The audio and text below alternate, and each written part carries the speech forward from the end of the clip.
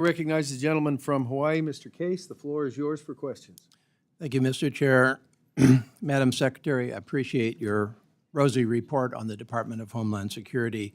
I have a different view on where the department is today and where you, and by you I'm going to refer to the President, the administration, and you as Secretary, are taking it as reflected in your actions and budgets, not just in your words. But I think it's important that we start by some points of agreement. First of all, I think you would agree, I hope you would agree, that the 270 or so thousand members of the DHS workforce, if that's what the figure is now, and we would like to find out what the figure is at some point, spread across your 22 departments, all deserve our praise for their dedication, for serving our country every day, and they also deserve our professional respect.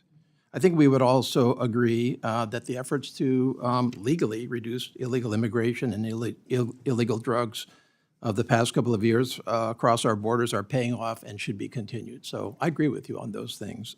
Overall, however, and focusing on the budget, because this is the Appropriations Committee, what little you have shown us thus far of your FY 2026 budget, it looks like you are definitely overfunding some efforts, mainly for messaging purposes, at the expense of some other efforts that are really critical, such as cybersecurity, disaster prevention and mitigation, transportation security.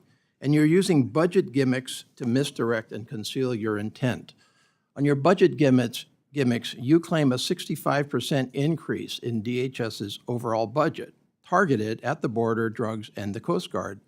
But all of that increase or more is loaded into your separate reconciliation bill. You have essentially, for this purposes of this committee, level funded DHS and loaded all of the extra money into reconciliation. First of all, aside from completely sidetracking this particular committee, which is supposed to be doing that funding, you should know, if you don't already, that this is not an appropriate use of reconciliation. It's intended to maintain the illusion of responsible budgeting. It certainly is holding needed DHS increases, which many of us would support in other situations, hostage to your overall reconciliation plan of continuing tax cuts for billionaires and slashes in critical programs like Medicaid. So the question I have, and it's a rhetorical question since I'm making a statement here, is why don't you just come into this committee and say it straight? We need a 65% or more increase in DHS to actually protect our national security. Your increase is also heavily skewed to the border generally and CPB specifically, some $20 billion, all of it in reconciliation. And nobody disputes that CPB needs help. I've been to the border 3 times myself. I've spent time with the agents, and certainly personnel and equipment costs are necessary. But a question that I have from an oversight perspective is, if you are claiming such success at the border, which without spending all of this extra money which you're now asking for, do we need to do that at the expense of other programs? And I mean the non-personnel stuff.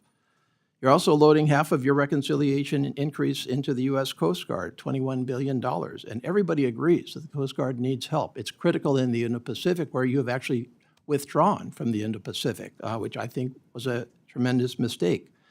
Why don't you just ask for that in your base budget rather than trying to hide and extort it in reconciliation? Your budget also ignores and even attacks other critical functions of DHS, the Cybersecurity and Infrastructure Security Agency, or CISA, which I think we would all agree is critical to direct national defense, but also civilian infrastructure, which is the most exposed right now, and the reliance of foreign countries on our expertise to help them with their cybersecurity, and yet you propose to reduce CISA by 20% in your base budget. And I don't think that you can claim that that's all somehow Biden misdirection. FEMA, another example of misbudgeting in my view. You, first of all, collectively have directed very incorrect and outright mean criticism at FEMA, which is just undeserved by FEMA. And it's time to put the political campaign behind us and acknowledge that FEMA is doing a good job. They did an outstanding job on Maui, and I sat with them on Maui when they were trying their very best and did their very best while their president was criticizing their work. We don't need this, and further, we certainly need to fund them adequately. Transportation Security Administration, same basic observation, a critical agency which you have not adequately funded. So fundamentally, my time is running short. Obviously, this is a critical agency. It deserves to be led responsibly and transparently. It deserves to be budgeted for transparently and responsibly. And until we get there, I do not feel safer under your leadership at DHS. Well, thank you, Mr. Chairman. If I can respond quickly. Thank you for your